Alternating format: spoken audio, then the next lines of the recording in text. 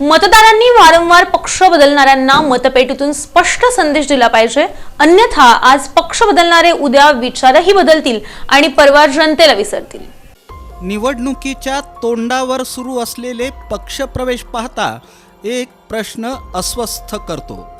हे राजकारण आहे की उघड सौदेबाजी? कालपर्यंत ज्या पक्षावर टीका, आरोप आणि विरोध होता त्याच पक्षाच्या मंचावर आज फुलांचा हार घालून उभं राहणं ही केवळ वैचारिक दिवाळखोरी नव्हे, तर मतदारांच्या विश्वासाची उघड अवहेलना आहे। राजकीय पक्ष म्हणजे विचारधारांची बांधिलकी असते, मात्र आज ती बांधिलकी गहाण टाकून सत्तेच्या जवळ जाण्याची धडपड सुरू आहे। जनहितासाठी पक्ष बदलला ही कारणं आता इतकी झिजलेली आहेत की त्यावर विश्वास ठेवणंही अवघड झालंय। जर जनहितच केंद्रस्थानी असतं तर ते एका पक्षात राहूनही साध्य करता आलं नसतं का?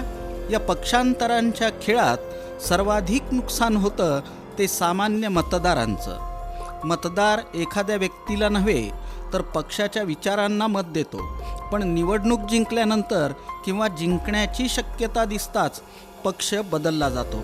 जेव्हा मतदारांचा कौल कचऱ्यात फेकल्यासारखा होतो, हे लोकशाही मूल्यांवर केलेलं आक्रमण नाही तर काय?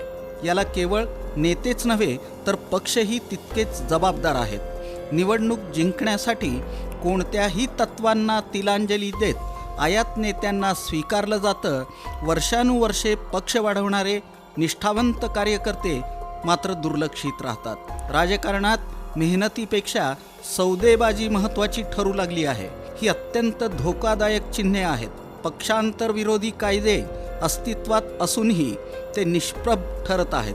ते निष्प्रभ ठरत असतील तर त्याचा अर्थ काय? कायद्याच्या पळवाटा शोधून नैतिक जबाबदारी झटकली जाते, हेच या व्यवस्थेचं अपयश आहे।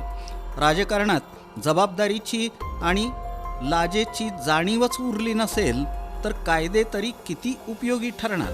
आता तरी मतदारांनी ठाम भूमिका घ्यायला हवी।